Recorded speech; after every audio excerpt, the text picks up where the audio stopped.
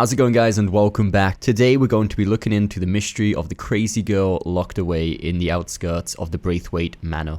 So if we decide to venture just a little bit further south than roads, as we approach this shack we can hear some very strange and bizarre voices, and as we get closer we'll be able to peek inside.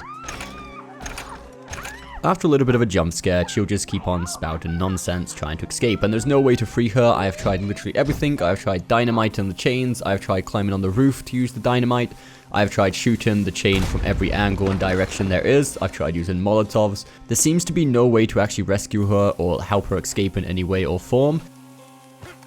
Though this doesn't quite put an end to this mystery. If we continue advancing through the story until we reach chapter 6, we'll get a letter at the camp from Penelope Braithwaite, which is one of the NPCs we helped during the main quest, and she'll ask us for help once again. This will be a completely optional side quest which can only be accessed during chapter 6. Penelope Braithwaite.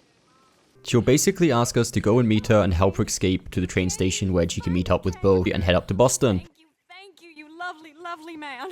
Calm down, miss. Oh, come on, let's go. However, once we pick her up, instead of taking her to the train station, we can do a small detour and take her down to this sort of creepy shack just outside the Braithwaite Manor. And as we approach it, she definitely acknowledges where we are and she knows exactly who is inside there. This doesn't seem like the right way. I've hardly seen him.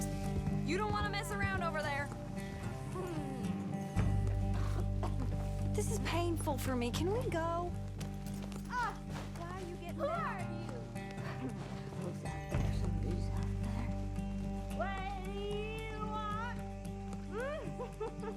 Other than that, she doesn't really say much until we actually start heading away from the small shed. I knew how you Braithwaites treated enemies.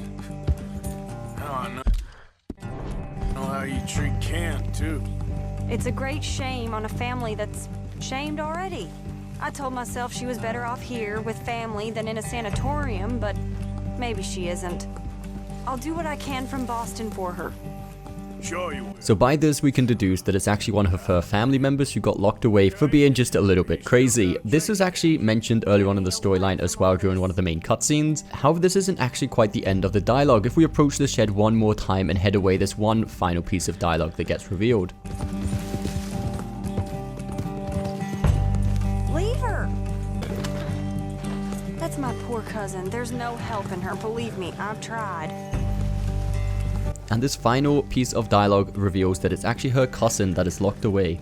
And we are still not quite yet finished with this mystery. The rabbit hole goes a little bit deeper. However, for this next part, I'm going to pause the video for about 10 to 15 seconds, just to give you guys time to click away if you have not yet finished the story, as this final piece of gameplay can be pretty heavy on spoilers as far as gameplay goes. So I'm going to give you a few more seconds, guys. If you haven't finished chapter 6 yet, please do click away from the video and come back and watch it again, maybe after you've finished.